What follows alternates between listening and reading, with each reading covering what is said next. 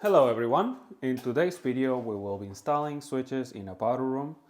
As you can see, this is a fully painted and finished wall, and here we have our switches. This is the model number in case you want to purchase this for your home, and we have also the double gang screwless wall plate. Now let's get to it.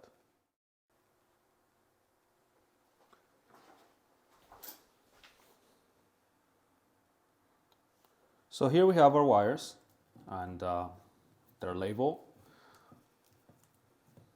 As you can see, here we have the powder room fan switch leg.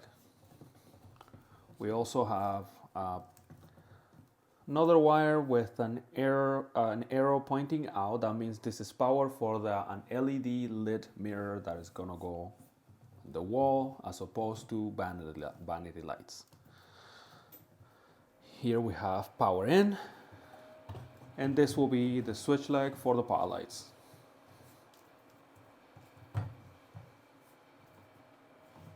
Yes, there you go, powder room power lights switch leg, SL. So we will proceed by stripping the Romex out of our wires.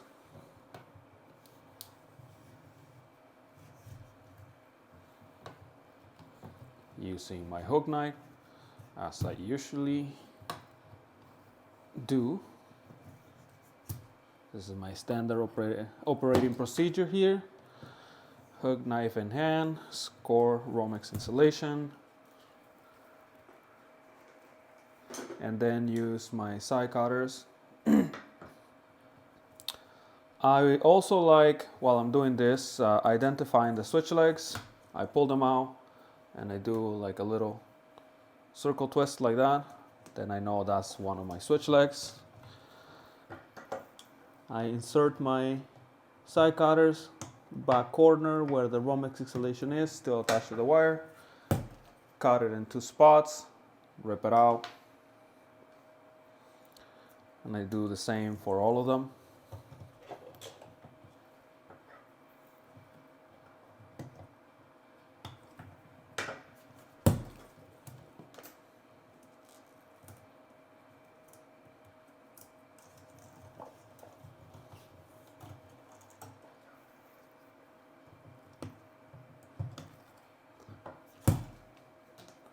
Here we have the power light switch leg, so we're going to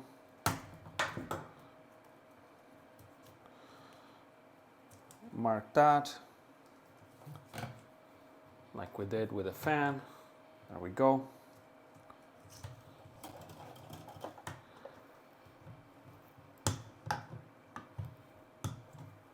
Finish removing the Romexes out of the wires. Now we can start by tying our ground wires into the ground screws on the box.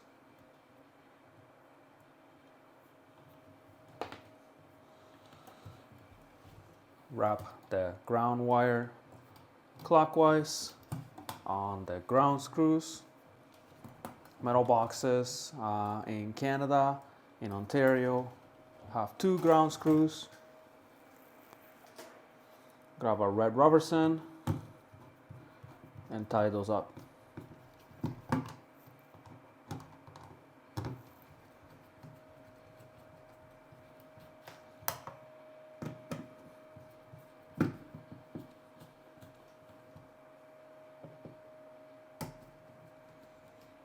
Now our box is grounded. We can trim out our ground wires.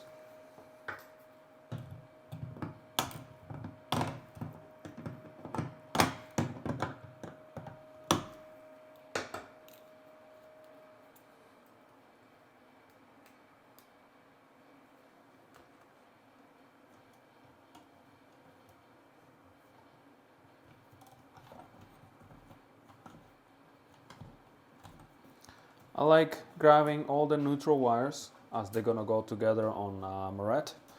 And doing this, I line them up to a corner and then I mark where I'm gonna cut them before I strip them.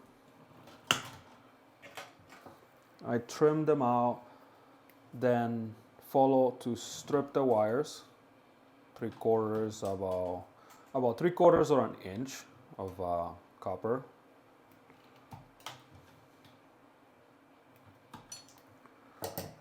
Then use my alignment pliers to twist them all together.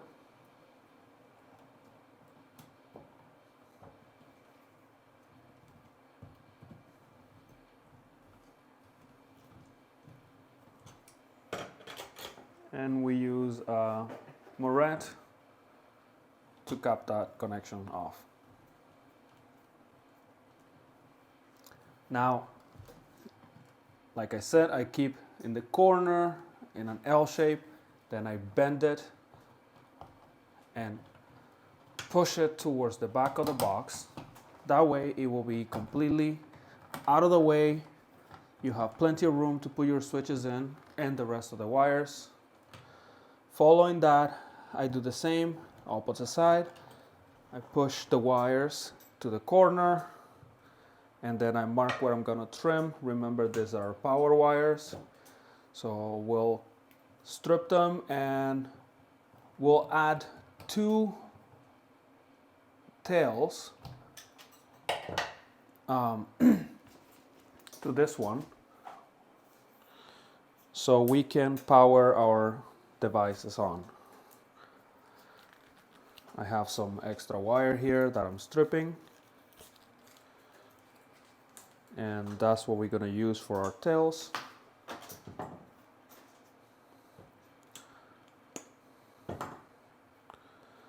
So we can give power to our switches.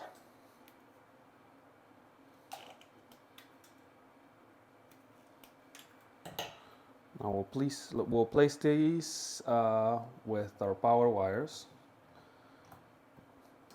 Twist them all together like we did with the neutrals. And finish the connection with the moret.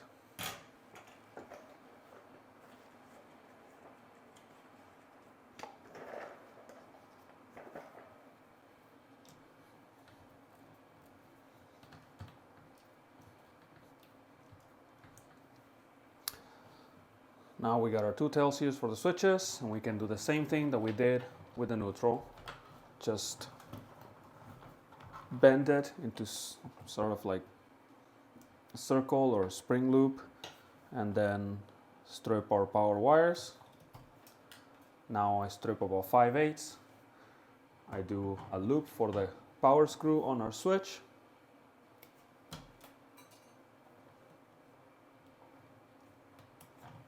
Like so.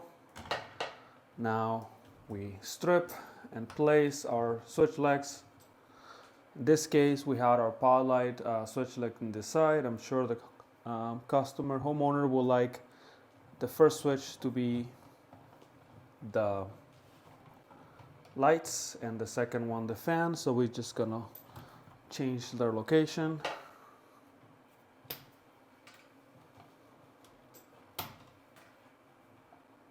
We'll strip the switch legs, do our screw loops, and now here they are. These are Lutron switches. The Cora style and the finish is gloss. We'll place our wires under the terminal screw. And with a green Robertson, we can tie it up by hand. It's a quick process, but it's also, I prefer to use screwdrivers when it comes to switches or breaker screws, because you don't want to strip those with too much power, too much strength behind it. Now we do the same for the next one.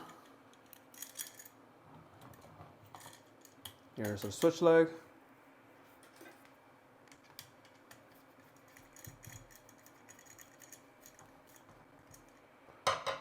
And here is our power.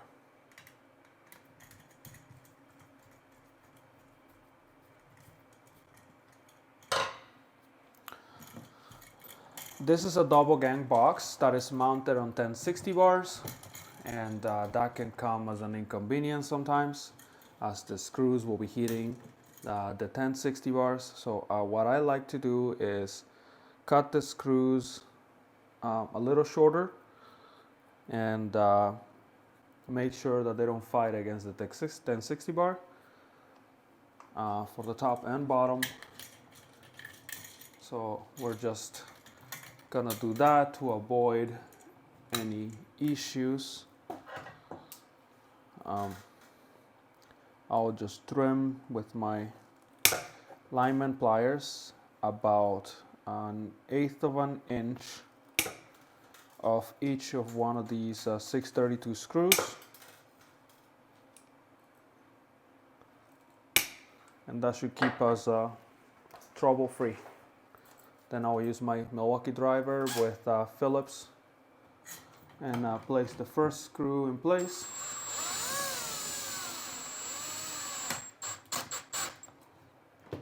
Just like that. Then we'll place the second one. I'm not gonna tie it all the way because we want to make sure they're straight. And we'll follow by pushing the switch into place and repeat the process.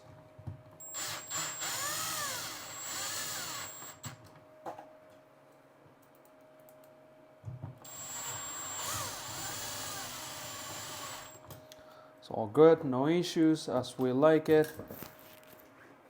Now we grab our level and place it on this part right here so we don't scratch or do any markings on the finished wall, and it's perfectly level.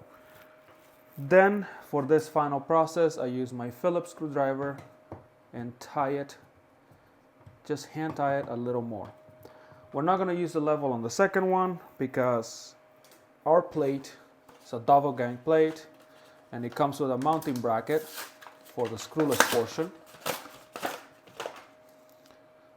So you take out the top part first, and here you get your mounting bracket. So once that we have the first one in place, we check if the other one is not interfering. We can use our Phillips screwdriver to start setting the screws in place. We do that.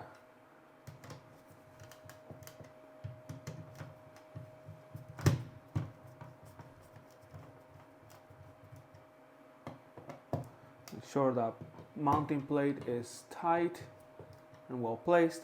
Now we finally tight the rest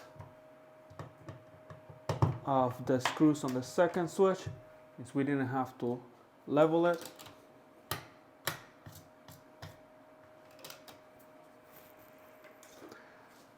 And last thing to do is to put our plate, so we sit one side and we can snap the rest of it in place.